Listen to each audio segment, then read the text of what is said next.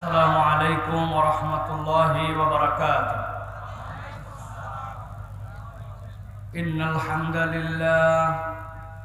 الحمد لله نحمده ونستعينه ونستغفره ونؤمن به ونتوكل عليه ونعوذ بالله من شرور أنفسنا ومن سيئات أعمالنا. من يهد الله فلا مضل له ومن يضلل فلا هادي له، وأشهد أن لا إله إلا الله وحده لا شريك له، وأشهد أن سيدنا وحبيبنا وطبيب قلوبنا محمد الذي أرسله بالحق بشيرا ونذيرا وداعيا إلى الله بإذنه وسراجا منيرا. فقد قال الله سبحانه وتعالى في كلامه المجيد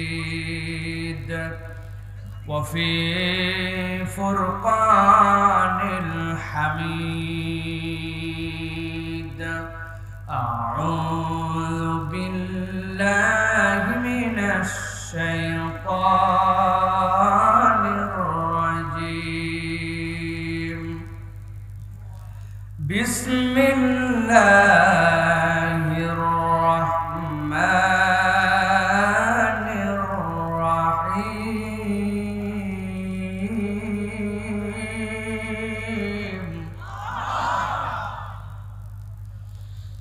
يا أيها الناس قد جاءتكم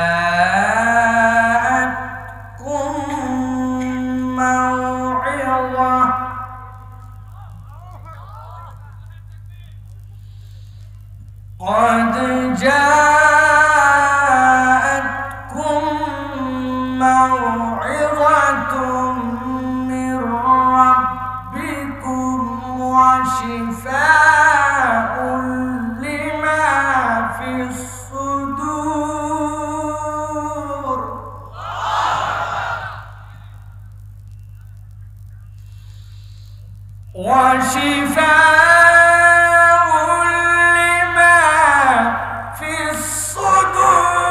وهدى ورحمة للمؤمنين.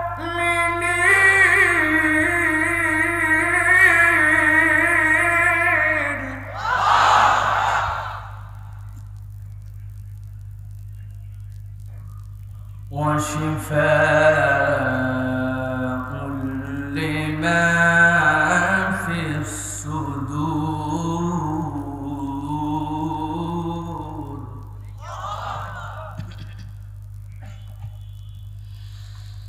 وشفاء لما في الصدور وهدى ورحمة للمؤمنين.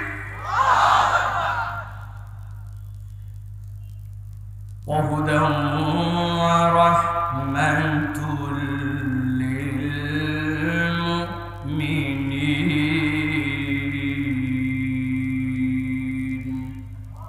وقال الله سبحانه وتعالى آمرا ومخبرا للمؤمنين والمؤمنات إلى يوم القيامة إن الله وملائكته يصلون على النبي يا أيها الذين آمنوا صلوا عليه وسلموا تسليما. اللهم صل على محمد وعلى آل محمد كما صليت على إبراهيم وعلى آل إبراهيم إنك حميد مجيد اللهم بارك على محمد وعلى آل محمد كما باركت على إبراهيم وعلى آل إبراهيم إنك حميد مجيد الحمد لله দয়াময় মেহেরবানের কাছে শুকরগুজার হচ্ছি যে আল্লাহ রাব্বুল আমিন আজকের গাইবান্ধার স্বাধীনতা চত্বরের এই ময়দানে কোরআনের মাহফিলে আমাদেরকে দুনিয়াবি হাজারো ব্যস্ততা উপেক্ষা করে উত্তরবঙ্গের এই হাড় কাঁপানো কনকনে শীতের মাঝেও কোরআন শোনার জন্য উৎসুক হাজারো মানুষের সম্মিলন ঘটিয়েছেন।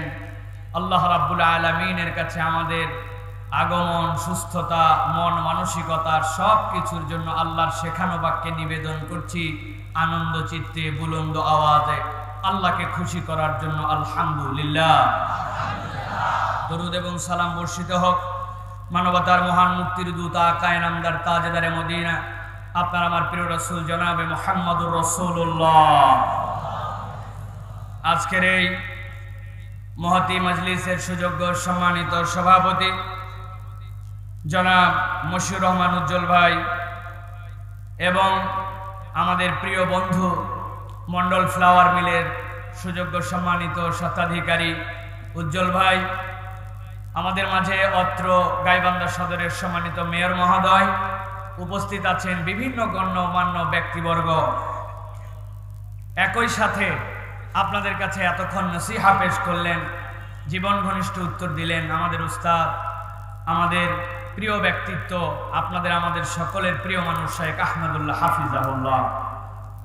সকলের কাছে একবার সালাম দিয়েছি, আরো একবার আপনাদের দোয়া পাওয়া এবং করার আশায় সালাম নিবেদন করি। আসসালামু আলাইকুম ওয়া রাহমাতুল্লাহ। আপনাদের একটা বিষয় অবহিত করা দরকার। সব জায়গার আলোচনার একটা সৌন্দর্য এবং একটা নিয়ম কানুন আছে। শেখ আহমদুল্লাহ উনি আমাদের ওস্তাদ তুল্য, যদিও আমরা বন্ধুত্বের মতো করে মিশি, কিন্তু তিনি ইলমে, আমলে, ব্যক্তিত্বে সবকিছুতে আল্লাহ তাকে অনেক অনন্য করেছেন। তিনি আলোচনার পরে আর আলোচনা হয় না, এটাই নিয়ম। কিন্তু যেহেতু এই যে বলছি, তিনি যেভাবে বলেন সেভাবে মেনে চলার চেষ্টা করি। তারই কথা তিনি আগে বলবেন, আমারে পরে বলা লাগবে। মানে এইটা তো কোনো আসলে যে তারতিবের খেলাফ, কিন্তু খেলাফে তারতিব হলেও আমর যেহেতু আসছে এই জন্য পালনের জন্য আমি কিন্তু পরে বসছি। আপনারা জানি ভুল বুঝেন না যে কি ব্যাপার, শেখ আহমদুল্লাহর পরে সাইফুল্লাহ, মানুষ যদি বাইরে দেখে তাহলে মানুষ আমারে বুঝে ফেলাবে আসলে কি, ঠিক না ভাই? তো এই জন্য আপনাদের কাছে আগে বলে রাখলাম, আমি আপনাদের কাছে সংক্ষিপ্ত সময়ে কিছু কথা রাখবো ইনশাআল্লাহ। তবে আমার কথা বলার ক্ষেত্রে একটা আপনাদের জন্য আনন্দের বার্তা আছে, সেটি সব জায়গায় বলে থাকি। আমি কোনো মুরব্বীদের জন্য কথা বলি না, কারণ এই মুরব্বী যাদের বয়স 40-এর উপরে, ইনাদের আমল আপনি যতই সমালোচনা করেন, কিন্তু আমাদের 8-10 বছরের বাচ্চা এখন যে গুনাহ স্টার্ট করে 6-7 বছরে, আমাদের অনেক 50-ঊর্ধ্ব মুরব্বীরা এই গুনাহ আজ পর্যন্ত বুঝেই উঠতে পারে না, ঠিক না? অনেকেই কনফিউজ আমাদের এই কান্ট্রির ফিউচার নিয়ে। কাদের ব্যাপারে? যারা ইয়াং, যাদের বয়স 20 বছর, তারা কি হবে? আমি মোটেও এদেরকে নিয়ে শঙ্কিত নই। যাদের 20 বছর, এখন যারা আপডেটেড জেনারেশনে ঢুকছে, আলহামদুলিল্লাহ, এরা তাও টাচে আছে, এরা তাও আদবে আছে, এরা কিছুটা ম্যানার বোঝে। আমি চিন্তিত আমার মেয়ে, আমার ছেলে যে বয়সে এখন 8, 9, 10 বছর, এরা 20 বছরে গেলে এদেরকে সুদৃঢ় জনপদে, সুদৃঢ় মানুষে রূপান্তর করতে না পারলে, ওদের বয়স 20 হলে এই বাংলাদেশ ধ্বংস হয়ে যেতে পারে। এটা একদম ফেয়ার ফ্যাক্ট, আবেগ নয়। ঠান্ডা মাথায় চিন্তা করেন, আমার মেয়ের বয়স 8.5 বছর, আমার আরেকটা মেয়ের বয়স 4.5 বছর, আরেকটা পিচ্চি কেবল। এদেরকে এখন মা যদি বলে ভাত খাও, বলে মোবাইল দাও, ওর মা বলছে কয়দিন না খাই থাকবি, থাক, পরীক্ষা করে দেখছি 1.5 দিন খায় না। হুজুরের বাড়ির কথা বলে দিলাম, সারাদিন মনে করেন বাপ রে বাপ হুজুররা কি নসিহত করে, ওনাদের বাড়ি মনে হয় বেহেশতের। হ্যাঁ, পারিবারিক স্ত্রীর সাথে সম্পর্কে বেহেশতে কেমন হবে জানি না, তবে দুনিয়ার বেহেশত আমাদের পরিবারে আছে আলহামদুলিল্লাহ। কিন্তু এই বাচ্চা কাচ্চা নিয়ে আমরাও চিন্তিত। সুতরাং আমি আমার ভাষায় বলি যে এই বাচ্চা কাচ্চা যারা ইয়াং, আমার ওয়াজ ইয়াংদের জন্য। এই জন্য মুরব্বী যাদের 40-এর উপর ভাই বহুতক্ষণ ঠান্ডায় ছিলেন, আপনাদেরকে ছুটি দেওয়া হলো, শাইখের ওয়াজ নসিহত যা শুনছেন আপনার বাড়ি যান, হয়ে গেছে আপনাদের। এখন শুধু ইয়াং যারা, তাদের সাথে আমার কিছু কথা আছে। তবে ভাই ইয়াংদের যদি ভালো লাগে আর খারাপ লাগে, ঠান্ডা লাগে আর গরম লাগে, এইটা শোনার আমার কাছে সময় নাই। আমি যতক্ষণ আপনারে ততক্ষণ থাকা লাগবে। রাজি আছেন তো? কারা কারা আছেন হাত তোলেন, টান টান করে 2 হাত। কোনো কথা বলবেন না, চুপ করেন, কথা বলেন না। হাত তুলতে বলছি, খালি স্লোগান দিতে বলছি নাকি? হাত 2টা তোলেন। গাইবান্ধায় কি হাত সোজা করা মানে এরকম? আমাদের ঢাকায় তো এরকম। তা হাত সোজা করেন, বুকগুলা টান দেন, দেখেন বুকটা ফুটছে কিনা। ফুটছে? সোজা সোজা, হাত সোজা, সোজা করেন। ডানা বামে নড়া দেন, কোমরটা নড়ান, কোমরটা নড়ান, পিছন দিকে একটু টান দেন, দিচ্ছেন? হাত 2টা এরম করেন। এবার একটু খোলে মেলেন, বন্ধ করেন, করছেন? সোজা সোজা সোজা। এবার যারা যারা আল্লাহর জন্য একটা জোরে করে তাকবীর দিতে পারবেন, তারা গলাটা পরিষ্কার করেন। এই বসাই, বসো বসো, গলা পরিষ্কার করেন। এতগুলা লোকের গলা পরিষ্কার হইতে পারে? হাত তো নামাতে বলি নাই, 10 সেকেন্ড এনার্জি নাই। আল্লাহু আকবার। সোজা করেন, গলা পরিষ্কার করছেন। এবার হাত বুক বরাবর নামান, এই বরাবর। আমি যখন তাকবীর দিব আল্লাহু আকবার বলে উপর দিকে হাত 2টা ছুঁড়ে দিবেন, পারবেন না? শায়েখ অনেক কষ্ট করে করে আপনাদেরকে চাপাই চাপাই বসাইছে। অনেক যুবক হাসে বলতেছে, হুজুর বলছে উপর দিকে, আমি সামনে মারা যাবে। এটা আমরা পিটি প্যারেডের সময় মারছি। স্কুলে যখন ছিলাম স্যাররা যেই বলছে 1 নম্বর পিটির জন্য প্রস্তুত, আরে টার্গেটে থাকতাম, সামনে কেটাম। এখানে কিন্তু এটা চালান যাবে না। যাবে? হাত কোন দিকে? রেডি তো সবাই? দেখে একটু তাকবীর দেন। গাইবান্ধার ময়দান থেকে একটা তাকবীর দিতে পারবেন না ইনশাআল্লাহ? আল্লাহর নাম উচ্চ স্বরে আমরা বলবো, লিল্লাহে তাকবীর, লিল্লাহে তাকবীর। আল কোরআনের আলো, আল হাদিসের আলো, তোমার নেতা আমার নেতা, তোমার নেতা আমার নেতা, লিল্লাহে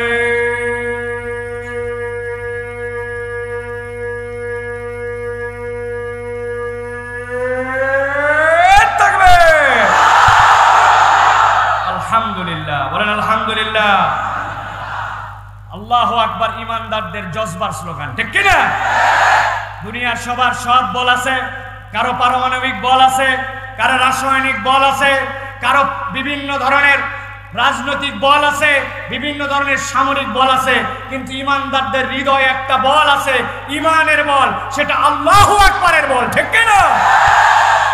এই বল জাগরুক রাখতে হবে, এই বল জাগরুক রাখতে হবে। আল্লাহ তৌফিক দেন, বলেন আল্লাহুম্মা আমিন। জোরে বলেন আল্লাহুম্মা আমিন। যে যেখানে আছেন দাঁড়ায় বসে রাস্তাঘাটে শব্দ যার কানে যায়, বলেন আল্লাহুম্মা আমিন।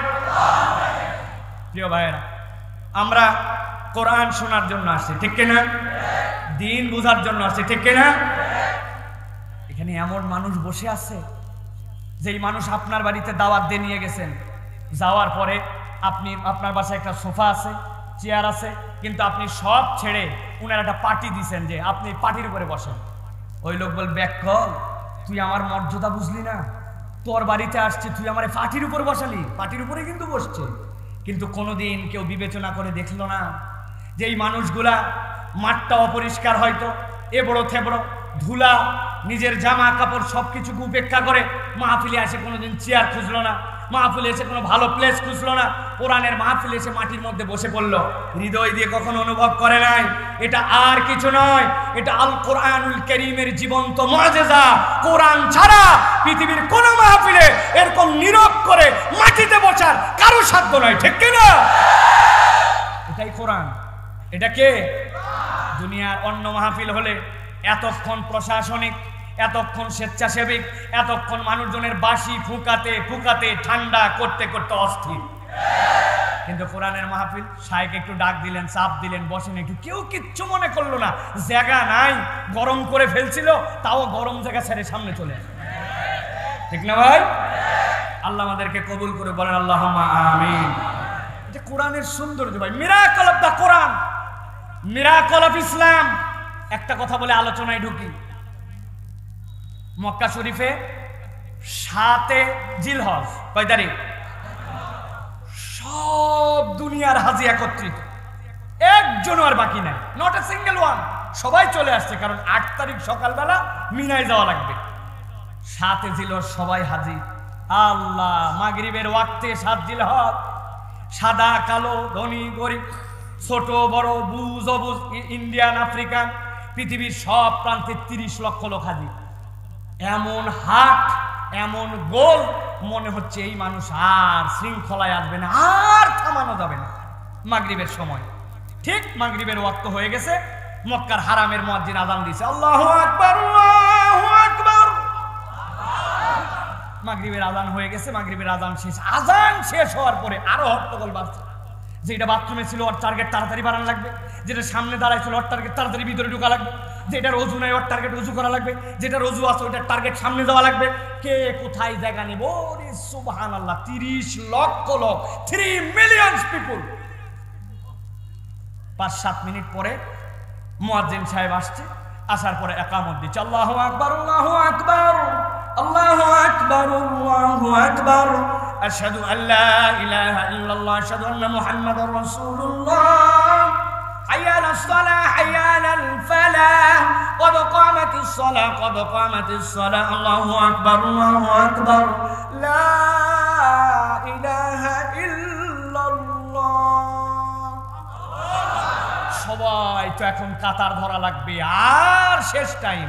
ইমাম সাহেবের সাউর এইটা দিল, আকিম, আল্লাহু আকবার, সাথে সাথে মুকাব্বির, আল্লাহু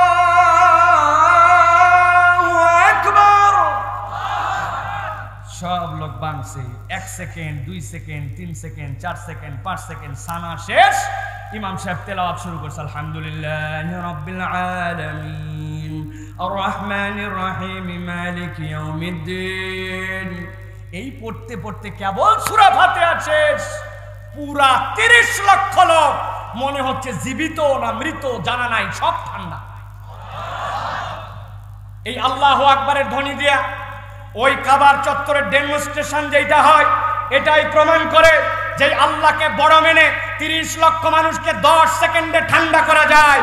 এটাই প্রমাণ করে আল্লাহর দেওয়া বিধান অনুযায়ী, কোরআন অনুযায়ী যদি মানুষ চলে, সমাজ চলে, পরিবেশ চলে, রাষ্ট্র চলে, তাহলে এই পুরা দুনিয়াকে 1 থেকে 3 বছরের মধ্যে ঠান্ডা করা সম্ভব। ঠিক কিনা?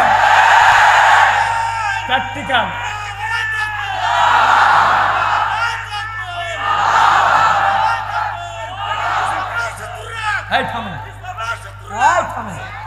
ইসলামের শত্রু কই আছে?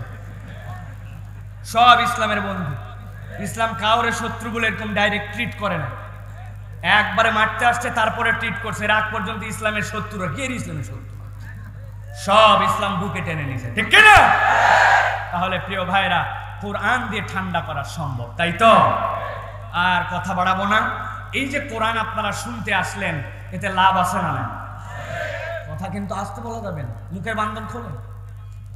লাভ আছে না? নাই? কম না বেশি? বুঝে না বুঝে? না, অর্ধেক বুঝে অর্ধেক না বুঝে। অর্ধেক হুজুর যেহেতু বলছে বুঝে না বুঝে, আমি না বুঝে বলে কি ভুল করতে পারি নাকি? সাথে হ দিলাম, আচ্ছা কি না?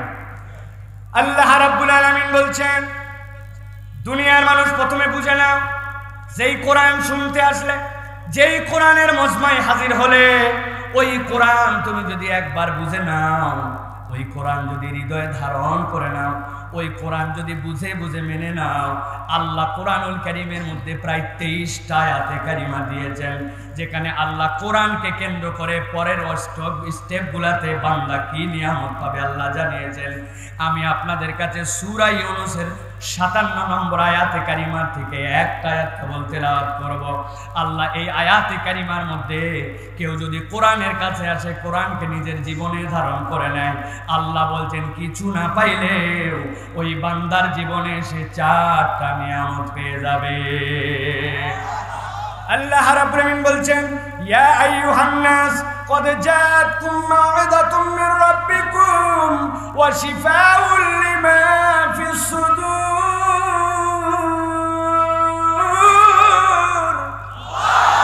ও দুনিয়ার মানুষ, আল্লাহ বলছেন শুনে নাও, قد جاءتكم موعظة من ربكم, দুনিয়ার মানুষ তোমাদের কাছে আল্লাহর পক্ষ থেকে একটা মাউইজা এসেছে, আল্লাহর পক্ষ থেকে একটা ওয়াজ এসেছে, আল্লাহর পক্ষ থেকে একটা প্রেসক্রিপশন এসেছে। ওইটা আর কিছু নয়, ওইটা হচ্ছে কোরআন। দুনিয়ার মানুষ যেরকম প্রেসক্রিপশন থেকে 4টা ইনস্ট্রাকশন পায়, ওষুধটা কত পাওয়ারের হবে, ওষুধটা খাওয়ার আগে খাবে না পরে খাবে, ওষুধটা কতদিন মেয়াদে চলবে, আর যে ওষুধটা তাকে দেওয়া হয়েছে এই ওষুধটার নাম কি, যেরকম লিখে দেওয়া হয়।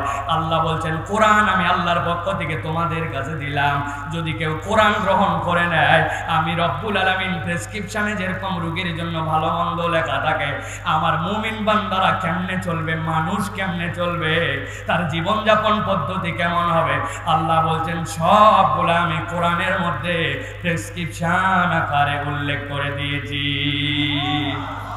এখানে জিজ্ঞাসা করতে পারেন, আল্লাহ যে বললেন ইয়া আইয়ুহান নাস, ওই মানুষের মধ্যে তাআলা মুমিনের কথা কেবল বলেন নাই, মুসলমানের কথা বলেন নাই।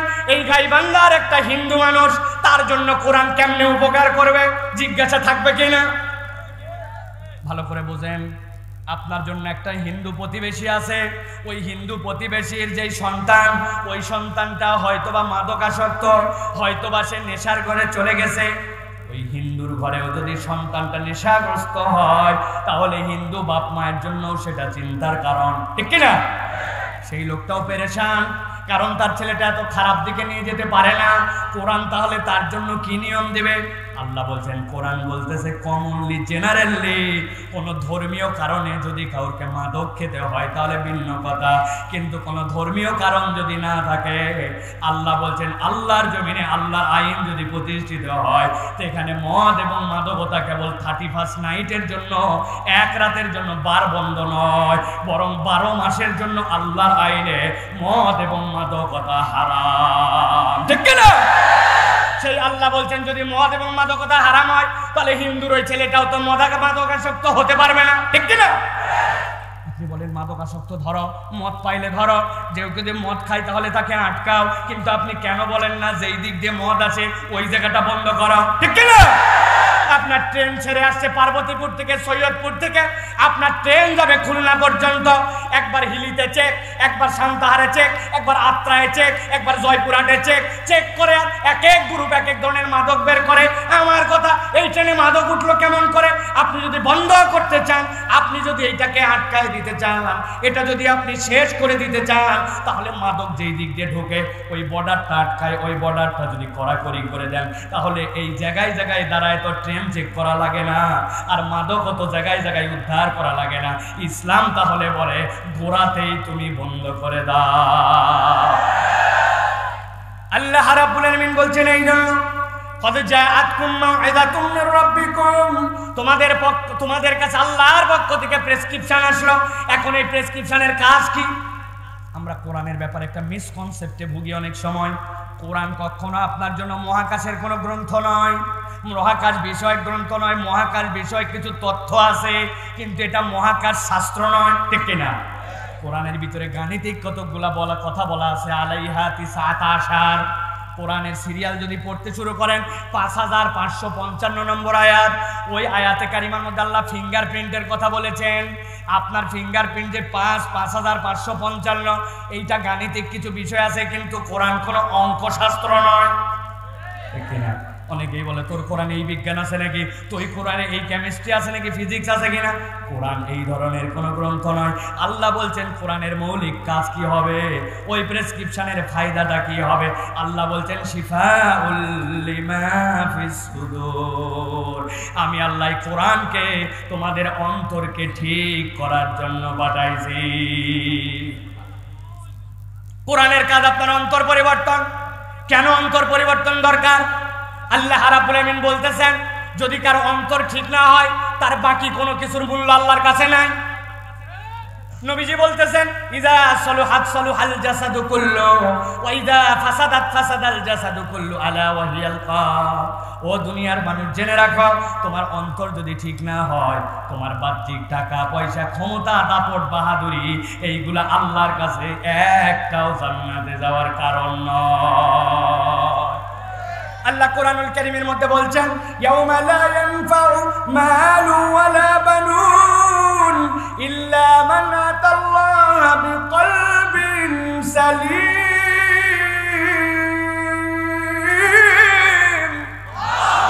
ও দুনিয়ার মানুষ, আল্লাহ রাব্বুল আমিন বলছেন, তোর আবার কিসের ক্ষমতা, কিসের আবার বাহাদুরি?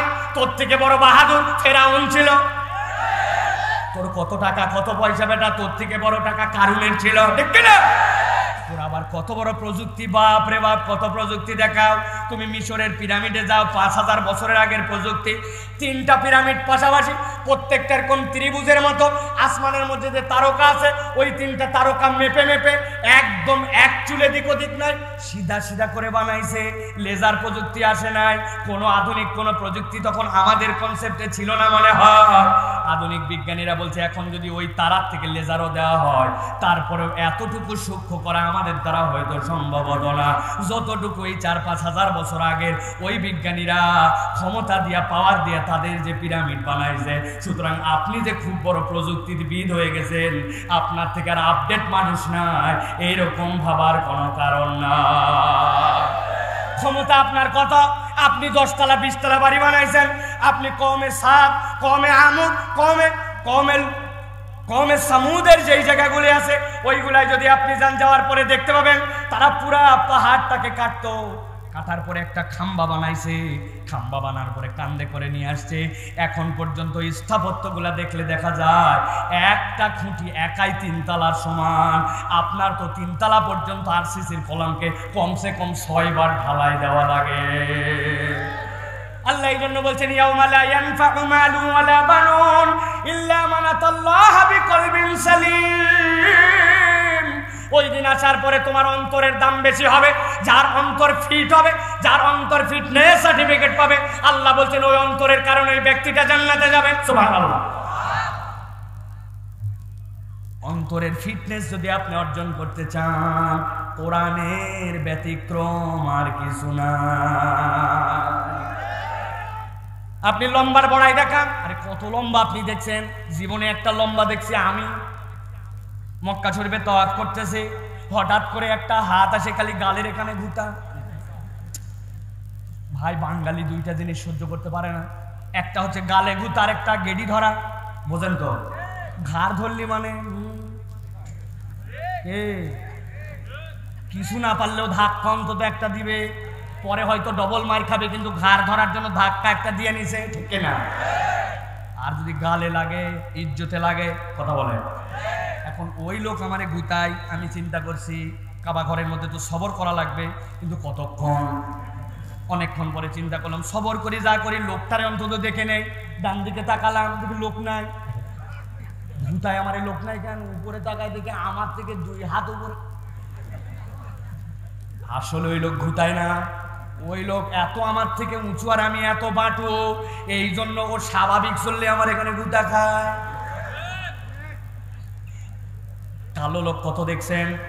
একদিন টিভির মধ্যে দেখি খেলা হচ্ছে, আমি দেখি কিরে প্লেয়ারের মুখ দিয়ে আলো জ্বলে কেন? খানিকক্ষণ পরে দেখি আসলে না, ওয়েস্ট ইন্ডিজের প্লেয়ার। হেলমেটের ভিতরে যখন চুইংগাম চিবায়, দাঁত এরকম করলে তখন আলো জ্বলে। দেখছেন না আপনারা? তাহলে দুনিয়ায় এই সাদা কালো ছোট বড়, এই ধনী গরিব, এইগুলা একটাও আপনার জান্নাতে যাওয়ার কারণ বা বারণ নয়। ইন্না আকরামাকুম ইনদাল্লাহি আতকাকুম। আপনার হৃদয়টা আল্লাহর জন্য কতটুকু নিবেদিত, আল্লাহকে কতটুকু ভয় করেছে, এইটাই আপনার জান্নাতে যাওয়ার কারণ বা বারণ। আর এইটা কোরআন ছাড়া পরিবর্তন করার কোনো সুযোগ নাই, ঠিক কি না? আপনার হৃদয়ে যদি ফিটনেস না থাকে, আপনার কোনো ভ্যালু নাই। হঠাৎ করে সেনাবাহিনীর থেকে ঘোষণা দিছে একজন লোক নিবে, বাহিনীতে লোক নিয়োগ হবে। শর্ত কি? শর্ত হচ্ছে এসএসসি পাস, 2nd ডিভিশন থাকা চলবে না, ফৌজদারি মামলা নাই। বুক ফুলালে বুক, এটাই হচ্ছে সবচেয়ে বড় সবর, ঠিক না? দুনিয়ার মানুষ যাই বলুক না কেন, এর সাথে আমার কিছু যায় আসে না, আল্লাহর বিধান যা আমি মানি তা, ঠিক না? বলেন তো জোরে জোরে ঠিক, কিন্তু মানেন না তো অনেক কিছুই। শায়েখ আলোচনা করছেন একটু আগে, বিয়ের মধ্যে ফরজ হচ্ছে তিনটা, একটা হচ্ছে ইজাব কবুল, আর একটা মোহরানা, কেউ মোহরানা কেউ ওয়াজিব বলেছেন, সাক্ষী রাখা লাগবে। এরপরে আপনার বিধান হচ্ছে আউলিম ওয়ালাউ বি শাহাতিন, সম্ভব হলে একটা ছাগল দিয়ে হলে অলিমা করো, বিয়ের কাহিনী শেষ। কিন্তু আপনাদের গাইবান্দার বিয়েতে 2.5 দিন আগে থেকে ডিস্ট্রি ডিস্ট্রি ডিস্ট্রি ডিস্ট্রি, কথা বলেন। এরপরে হলুদ আছে কিনা, ভাবিরা আসে ডলায় ডলায় গোসল করে দিয়ে টাকা কামাই করবে কিনা, হলির ছোঁয়ানি আছে কিনা, মেহেদি সন্ধ্যা আছে কিনা, এরপরে নিয়ে যাবে কমিউনিটি সেন্টারে, যাওয়ার পরে এরপরে সেলফি পার্টি। হ্যাঁ ভাবি কি করেন ভাবি, এই তুই কে রে, তোকে তো চিনলাম না। কয় আমি এলাকা তো, পাড়া তো, দেশা তো, বিভাগীয় তো ভাই। কেউ কেউ আসে বলছে এগুলো করা যাবে না, এগুলো অন্যায় কাজ, এইগুলার থেকে বেরোতে হবে, এইগুলাতে কি তোর ইসলাম রে, খালি বললেই হবে নাকি? একটা কথাবার্তা একদিন আনন্দ করবো না মানে? আপনি আল্লাহর বিধানে সবর করতে পারেন না। আল্লাহ যে বিধান আপনাকে দিয়েছেন, আল্লাহ বলছেন ওইটার উপরে ইস্তেকামত থাকার নাম হচ্ছে সবর। এটাই সবরের চূড়ান্ত রূপ। কোন ঈমানদার যদি সবর একবার নিজের হৃদয়ে ইনস্টল করে নিতে পারে, আল্লাহ বলছেন ওই বান্দার যা লাগবে তা দেওয়ার জন্য আমি আল্লাহ রেডি আছি। এখন তো বিরাট বড় কথা চালু হয়ে গেছে, বলে আগের দিনে একরকম ছিল, এখন সমাজ পরিবর্তন হয়েছে, আগে যাহা সুদ ছিল এখন তাহাই মুনাফা, বলে কিনা? কথা বলেন। যাহা নাকি আগের সুদ এখন নাকি তাহাই মুনাফা। মুরব্বী মানুষ, এত বড় দাড়ি, বিপদে পড়ছে, একটু আটকায় গেছে, দাদনের ব্যবসা করে, মানুষকে টাকা ধার দিয়ে সুদ খায়। আমি প্রত্যেক মাহফিলে ওয়াদা করছি, আলোচনা করি, আপনার দাড়ি, আপনার টুপি, আপনার এগুলা কাজ দিবে না ভাই, বড় বিপদে পড়ে যাবেন। আসরের নামাজের পরে একজন এসে বলছে 1000 টাকা দেন চাচা, বাচ্চা অসুস্থ, ডাক্তার দেন। হাতে টাকা নাই, দেন না চাচা, হাতে টাকা নাই বললাম। খানিকক্ষণ পরে আদর করে বলছে চাচা টাকা কি এমনি নিব নাকি, আজকে শনিবার দেন, আগামী মঙ্গলবার দিন 1250। বলছে বেকুব মানুষের টাকা কি হাতে থাকে নাকি, বাড়ির চল।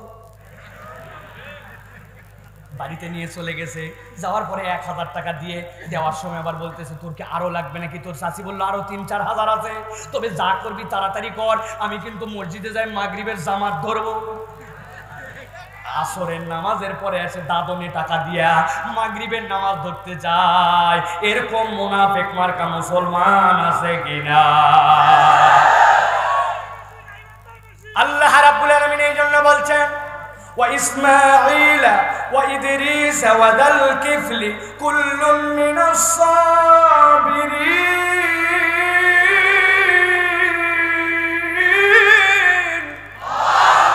ও দুনিয়ার মানুষ, নবীওয়ালা ক্যারেক্টার নিজের মধ্যে ইনস্টল করো। দুনিয়া একদিক, আল্লাহর বিধান একদিক, রাজি? কথা বলেন রাজি? এটা কি দাড়ি কাটে না রাখে? টাকনুর নিচে কাপড় রাখে না তুলে? পিতামাতার কথা অমান্য করে না মেনে? সুদ ধরে না সুদ ছেড়ে? নামাজ পড়ে না নামাজ ছেড়ে? ভালো করে ওয়াদা করছেন, কিন্তু পরিবর্তন হওয়া লাগবে। আগামীবার মাহফিলে আছে দেখবো আপনার লজ্জা হওয়া উচিত। আমি তো মাঝে মাঝে বলি আমাদের স্টেজে ডানে বামে কতকগুলা বসে অনেক জায়গায় বড় বড় ডায়লগ, হ্যাঁ এ করতে হবে, কোরআন মানতে হবে, টাকনুর নিচে কাপড়, মুখে দাঁড়িয়ে নাই, বসে কেমনে লজ্জায়? কত আলেম ওলামা, হাজী গাজী, ইমাম সব বসে আছে, উনার তো লজ্জা করে অন্তত নিচে যাওয়া দরকার। কারণ হুজুররাও খারাপ কাজ করলে মাঝে মাঝে লজ্জা করে।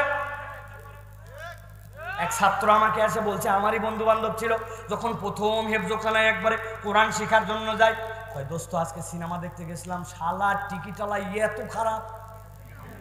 বললাম তার মানে? কয় আর বলিস না, আমার তো মুখের দাড়ি, তো আমি এরকম করে মাফলার পেঁচাই গেছি গরমের দিন। আমারে বলছে এই টিকিট কাটতে আসছিস, গরমের দিন মাফলার কেন, মাফলার খোল। আমি আতঙ্কে মাফলার একটু, বদমাইশ দাঁড়িয়ে আছে, তুই মাদ্রাসার ছাত্র, যা টিকিট নাই যা। মাদ্রাসার ছাত্র দাঁড়িয়ে থাকার পরে সিনেমার টিকিট কাটতে গেলে হুঁশ করে, আর আপনি এসে স্টেজে বসে পড়েন, ডাইনে বামে লজ্জা লাগে না? আমাদের এখানে ঠিক আছে আলহামদুলিল্লাহ, আলহামদুলিল্লাহ। এটা কাউকে কষ্ট দেওয়ার জন্য বলছি না ভাই, একটু বিবেকে ধাক্কা না দিলে এই কথা তো শায়েখ আহমদুল্লাহ বলবেন না। আমার বয়স কমে জন্য বলে নিচ্ছি, আমার বয়স ওনার কাছাকাছি গেলে আমিও শুধরাই যাব, তাই না ভাই? আল্লাহর বিধানের উপরে সবর করা লাগবে কিনা? গান শুনে না গান ছাড়ে, মোড়ের মধ্যে দাঁড়ায় মহিলাদের ব্যাপারে বাজে আলাপ করে না, এটা বাদ দিয়া ওয়াদা ওয়াদা। সর্বশেষ পয়েন্ট আর 10 মিনিট বলবো, আছেন তো আপনারা? আলহামদুলিল্লাহ। শায়েখ আছেন যেহেতু, আর আপনারা না যাইতে থাকবেন কি করবেন? এবার চলেন প্রিয় ভাইয়েরা, 3 নম্বরে আল্লাহ রাব্বুল আমিন বলছেন যদি তুমি সবর করো তাহলে আমি আল্লাহ তোমাকে কি বানাবো? ওয়াদখালনাহুম ফি রাহমাতিনা ইন্নাহুম মিনাস সালিহিন। আল্লাহ বলছেন কেউ যদি একবার সবর করে আমি আমার রহমতের চাদর ওই বান্দাকে ঢুকাই নিব, আর আমি নেককারদের ভিতরে তাদেরকে শামিল করে নিব। আমল হচ্ছে আল্লাহর জন্য চেষ্টা করছেন, ধৈর্য ধরছেন, আল্লাহ বলছেন আমি আমার রহমতে নিয়ে নিব, আর আমি আল্লাহ রাব্বুল আমিন ওই বান্দার জন্য আল্লাহর পক্ষ থেকে সালেহদের অন্তর্ভুক্ত করে নিব। এবার সর্বশেষ আল্লাহ রাব্বুল আমিন বলছেন আমি এবার আরেকটা পয়গম্বরের কথা তোমাদের কাছে বলবো। কোন পয়গম্বর? আল্লাহ রাব্বুল আমিন বলছেন দুনিয়াতে আল্লাহর যত পয়গম্বর ছিল 3 জন একটু মেজাজি পয়গম্বর। কয়জন? যতটুকু আমার কনসেপ্ট, কম বেশি হতে পারে। একজন মুসা আলাইহিস সালাম, কি নাম? এইটুক ধাক্কা দিয়েছেন খালি, উনি জানেন না ওনার হাতের মধ্যে কি আছে। ওই লোক আছে বলতেছে ফেরাউনের বাবুর্চি, খরিয়ান খরিয়ান। আরো লোক আছে আমি খরিয়ানতে যাবো কেন রান্নাঘরের? ও যে কীর্তি, ও যে মুসা আলাইহিস সালামের বংশধর, সহ্য হয় না ফেরাউনের ওই দলের, তোরে আনা লাগবে। আনবো না বলছে কিন্তু তাও মানে না। মুসা আলাইহিস সালাম দেখে ধাস করে বুকে একটা ধাক্কা দিয়েছেন, জায়গায় নাই। আপনারা যদি ডাক দিয়ে বলে আসেন তো আমার একটা থাপ্পড় দেন, আপনি তো গরম মারে বলেন এক থাপ্পড়ে 32টা থালা দিব। যার একবার দাঁতে খালি পোকা হয়েছিল আর ডাক্তারের কাছে তুলতে গেছিল ও জানে এক দাঁত তোলার জ্বালা কি। ঠিক বললেন মানে? তুলছেন নাকি ভাই আপনারা? এক মা নাকি বাচ্চারে পড়াচ্ছে, পড়ানো অবস্থায় বাচ্চারে রাগ করে বলছে এক থাপ্পড়ে তোর 48 দাঁত ফালাই দেব। ওই বাচ্চার কেবল 16 দাঁত। বাপ পাশে পাশের থেকে বলছে এই রাগ করলে করলে, কিন্তু বাচ্চারে তুমি থাপ্পড় মারে 48 দাঁতের কথা বলো, কি হুঁশ আক্কেল ঠিক আছে নাকি? সাথে সাথে বউ বলছে আমি জানতাম আমার সন্তানকে শাসন করার সময় তুমি মধ্যে দিয়ে এসে কান গলাবে, এই জন্য তোমার 32 ধরে নিয়েছি। এই টোটাল ধরে 48। তা আপনি এক থাপ্পড়ে কিছুই করতে পারেন না। মুসা আলাইহিস সালাম এরকম গরম নবী, আরেকজন ছিলেন জাকারিয়া আলাইহিস সালাম, আরেকজন ছিলেন ইউনুস, আরেকজন ছিলেন ইউনুস আলাইহিস সালাম। কি নাম? ইউনুস আলাইহিস সালাম কওমকে ভয় দেখাইছেন, এই খবরদার সাবধান, ওই যে আসমানে তাকায় দেখো। তোমরা যদি আল্লাহর কথা না শোনো, আমার কথা নাই, কোরআনে আপনারা পড়ে দেখবেন আসমানে তাকায় কি দেখছে। আপনাদের এলাকায় রড কাটার জন্য খ্যার খ্যার করে যখন মারে সামনে দিয়ে আগুন বাড়ায় দেখছেন, আসমান থেকে আসতেছে আবার ঢুকে যাচ্ছে, এই সাবধান হও সাবধান হও। যখন তখন নাজিল হলে কিন্তু শেষ। কত এরকম হলো, কথাই শোনে না।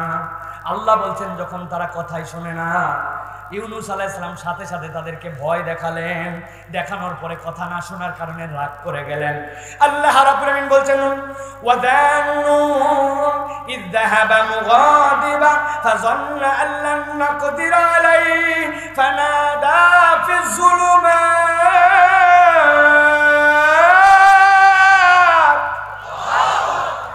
আমার আল্লাহ রাব্বুল আমিন বললেন ওই মাসওয়ালা নবী যখন তার কওমের পরে রাগ করল, রাগ করে এবার চলে যাচ্ছে মুগাদিবান, না তোদের কাছে আমি নাই, তোদের গজব তোদেরকে শেষ করে দে। আল্লাহ নিজে বলতেছেন, রাগে গজগজ করতে করতে যাচ্ছে পয়গম্বর। কওমের লোকেরা বড় চালাক। নবী যখন চলে গেছেন দেখে আস্তে আস্তে করে ওই যেগুলো আসতেছিল ওইগুলো আস্তে আস্তে লেন বাড়তেছে। আগে ফুস করে এইটুক যাচ্ছিল, এখন এইটুক যায় এইটুক যায়। বলছে তাড়াতাড়ি আসো, নবীর কথা মিথ্যা হতে পারে না, যতই ওরে উল্টা পাল্টা করে গজব এসে যাবে। ময়দানে আসো, সবাই মিলে আল্লাহর কাছে রোনাজারি করি। তাফসিরের ভিতরে আসতেছে হৃদয় শক্ত হয়ে গেছে, চোখে পানি আসে না। মুরব্বী যেইগুলো আছে ওনারা পরামর্শ দিল। মুরব্বীদেরকে একবারে ফেলনা মনে করেন না, অনেক মুরব্বীদের পরামর্শ আমাদের জন্য কল্যাণকর, ঠিক না? বলছে কোলে শিশু কাদের আছে? 2 বছর 4 বছরের বাচ্চা তাদের, সবগুলারে নিয়ে আসো। সব মায়েরা সামনে আসছে, বলে সবগুলা কোলে শিশু ডান পাশ দিয়ে শোয়াও, লাইন করে সবগুলারে শোয়াইছে ডানে। আর বলছে যেগুলা মা আসো সবগুলা বামে যাও, সবগুলা বামে গেছে। এখন কোলের শিশু মা না পায়ে কান্দে, মা চিন্তা করছে কোলে নিয়ে গজব আসতো তাও ভালো, কাঁচা বাচ্চাটাকে এই জায়গায় ফেলছি। মাগুলা হাউমাউ করে কান্দে, মধ্যে তো আছে চাচা খালু বাবা ভাই দাদা দাদি, এই 2 দলের কান্না দেখে ওরাও কান্দে কান্দে বাচ্চার জন্য। কিন্তু আল্লাহর কাছে ফাঁকে ফাঁকে বলে আল্লাহ তুমি আমাদেরকে মাফ করে দাও। হাদিস এইটার প্রমাণ সাক্ষ্য দেয়, আল্লাহর নবীর থেকে আসছে কাঁদো, না হলে কাঁদার মতো ভান করো। আল্লাহ রাব্বুল আমিন তোমার এই চোখের পানিকে পছন্দ করেন। আল্লাহ ওই ইউনূস আলাইহিস সালামের কওমের কান্নাকাটি দেখে তাদের গজবকে আল্লাহ মাফ করে দিলেন। আল্লাহ রাব্বুল আমিন বলছেন ফাযান্না আল্লান নাকদিরা আলাইহি, পয়গম্বরের ধারণা ছিল তাদেরকে আল্লাহ রাব্বুল আমিন ধ্বংস করে দিবেন। এখন ইউনূস আলাইহিস সালাম গেছেন, যাওয়ার পরে দূরের থেকে কয়েকজন আছে, এই পিছনের ঘটনা কিছুই হয় না, সবগুলা কান্নাকাটি করছে আল্লাহ মাফ করে। হারে বিপদ, কারণ ওই কওমের নিয়ম ছিল, তাফসিরে তাবারির ভিতরে আসছে, ওই কওমের নিয়ম হাজার খারাপ হওয়ার পরে কেউ যদি মিথ্যা বলে আর প্রমাণিত হয়ে যায়, ধরের থেকে কল্লা আলাদা, মিথ্যার শাস্তি। পয়গম্বর চিন্তা করছেন বাঁচার তো উপায় নাই, এখন তো আমার পালানো লাগবে না, তো মিথ্যাবাদী আমারে বানাই দিবে। উনি উঠছেন এক নৌকাতে, আল্লাহ এবার বিপদ নিয়ে আসছেন, যেটা ওদের কাছে ছিল ওটা নৌকার উপরে, উপরে তুফান, নিচের থেকে ঢেউ। এখন বলে এই গেল এই গেল এই গেল, এখনই তো ডুবে মরবে সব, পার হওয়ার জন্য ওই পারে বাঁচার জন্য, কিন্তু উঠার পরে দেখে বিপদ। মাঝি আসে বলতেছে এরকম বিপদ আগেও হয়েছিল, বাঁচার কায়দা আমার জানা আছে। কি কি ভাই তাড়াতাড়ি বল। বলছে যে কোনো একজনকে নিচে ঝাঁপ দিয়ে দেওয়া লাগবে, একজন যদি কুরবানি হয়ে যায় বাকিরা বেঁচে যাবে। তুই দে। আমি দিব মানে আমার বয়সই হয়নি, তুই দে। বয়স হলেই কি হয়েছে তাই, আমার এখন একটা বাড়ি কমপ্লিট হয়, তুই দে। ঘুটাই কেউ তো আর দিবে না, কেউ কেউ নিজে ঝাঁপ দিতে চায়। কি করা লাগবে এখন? লটারি। কি করা লাগবে? লটারিতে কোনো 2 নম্বর পদ্ধতি নাই। আমি একটা 2 নম্বর লটারির ঘটনা জানি, বলবো। 7 বন্ধু খেলবে টিফিনের সময়, কিন্তু প্রত্যেকেরই হোমওয়ার্ক আছে। টিফিনের পরের যেই স্যার, ওই স্যারের খাতার লেখা কমপ্লিট করা লাগবে, না হলে বাটাম ঝরঝরা করবে। কিন্তু টিফিনের সময় একটু খেলাও লাগবে, কি উপায়? 7 জন মিলে বুদ্ধি বার করছে, যে কোনো একজন সবগুলা লিখে দাও, বাকি 6 জন খেলি, আগামীকালকে তুই আবার খেলিস। তুই লেখ তুই লেখ তুই লেখ, না কেউ রাজি না। শেষে একজন মোটকা বন্ধু ছিল, ওর মধ্যে বলছে ভোটকা তুই লেখ। হ্যাঁ ভোটকা হলে কি হয়েছে, খেলায় কম আছে নাকি, লিখবো না। সবাই মিলে বুদ্ধি করছে না, এগুলো ঝামেলার মধ্যে নাই, সবার নাম লেখো, সবগুলোর নাম লিখে দাও, তাহলে যা হয় হবে, লটারিতে যে উঠবে সে মানবে তো। হ্যাঁ সব লটারিতে নাম লেখা শেষ, তুলছে একজন, তুলে দেখো ওই ভোটকার নাম। এখন ভোটকা চিন্তা করছে নাম যেহেতু উঠে গেছে, খাতা লিখতেছে, আর 6 জন খেলছে। 6 জনের মধ্যে একজন আরেকজনকে বলে আরে সবাই চাচ্ছিলাম ওই ভোটকার নামে উঠুক, কিন্তু ওর নাম উঠলো কেমনে রে? যে লেখছিল সে বলছে না উঠে উপায় আছে, 7টা নামই দি ভোটকারি।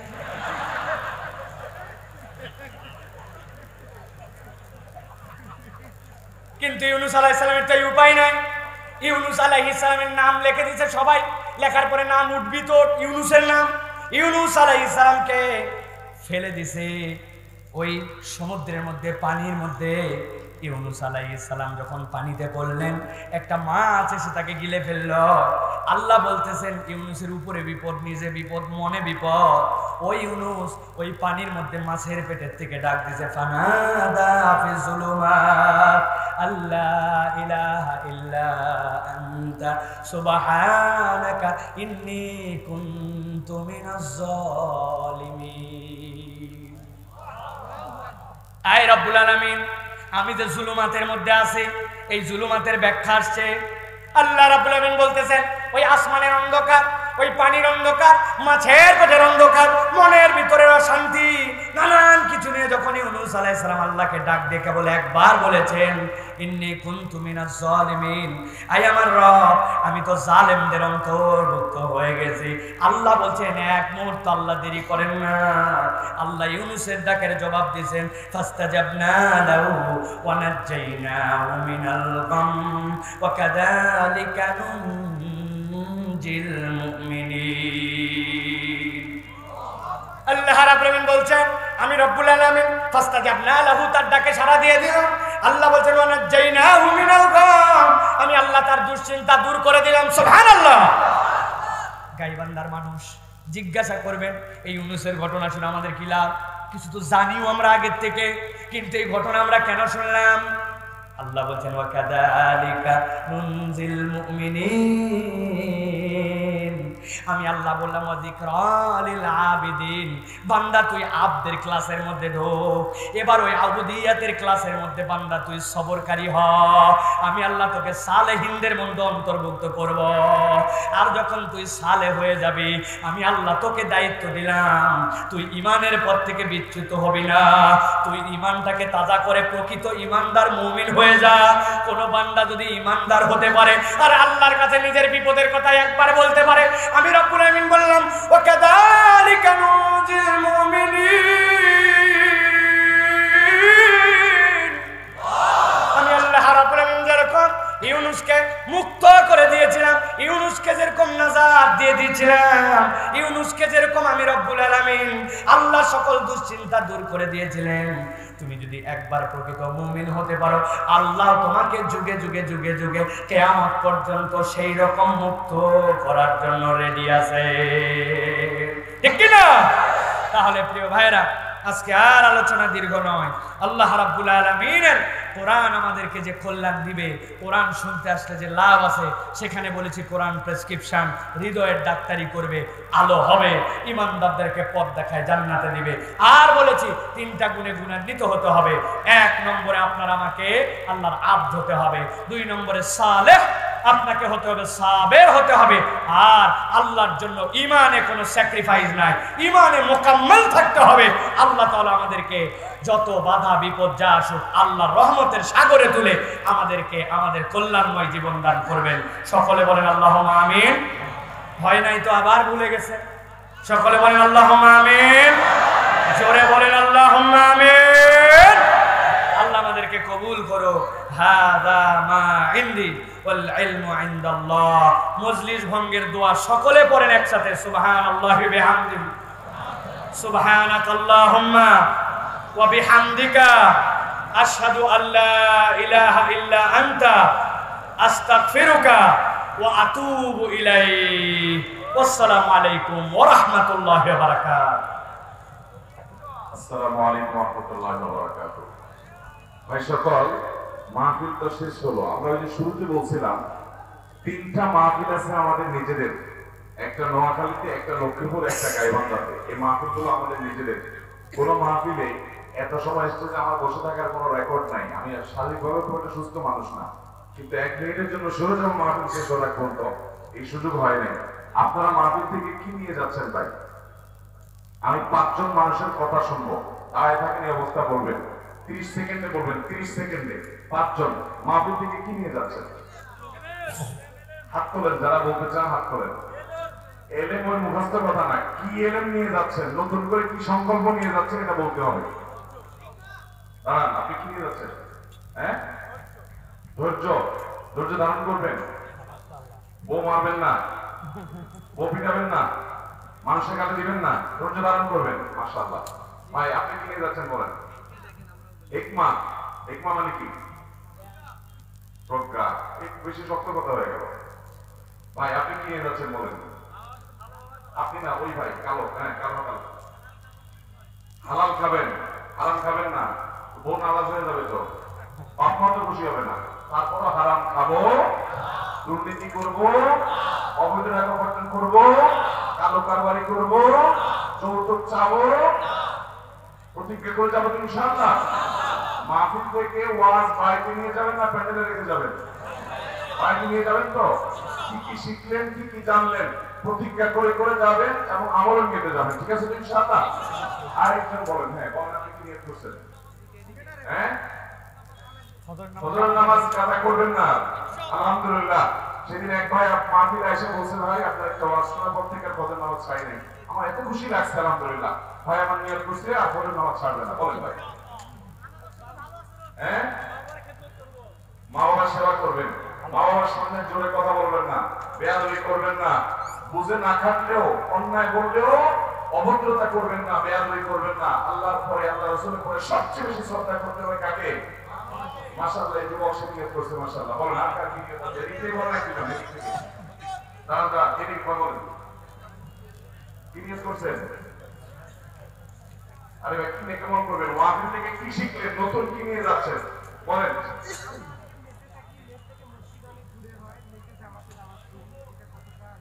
এর চেহারা পাবলিক প্রশ্ন মারতেছের মধ্যে জায়েজ আছে। মেসে আপনারা কয়েকজন আছেন জামাত নামাজ পড়বেন, ভাই পিছন থেকে একটু করে হাত তোলেন। ও যে ভাই, হ্যাঁ তাহলে পরে দেখা করেন। মাশাআল্লাহ, আপনি কি করবেন ভাই? টুকিয়ালা, হ্যাঁ রাসূলুল্লাহ সাল্লাল্লাহু আলাইহি ওয়াসাল্লামের সুন্নাত নিয়ে যাবেন ইনশাআল্লাহ। সব কাজে সুন্নাত মেনে চলবেন, ঠিক আছে তো? বিদআত করব না, সুন্নাত মেনে চলব, ঠিক আছে তো ইনশাআল্লাহ? ভাই বলেন আর কাকে? হ্যাঁ আপনি বলেন। সাধ্যমতো তাহাজ্জুদের নামাজ পড়বে, আল্লাহ তৌফিক দান করুন, বলেন আমিন। বলেন ভাই আর কাজ? হ্যাঁ বলেন। সুবহানাল্লাহ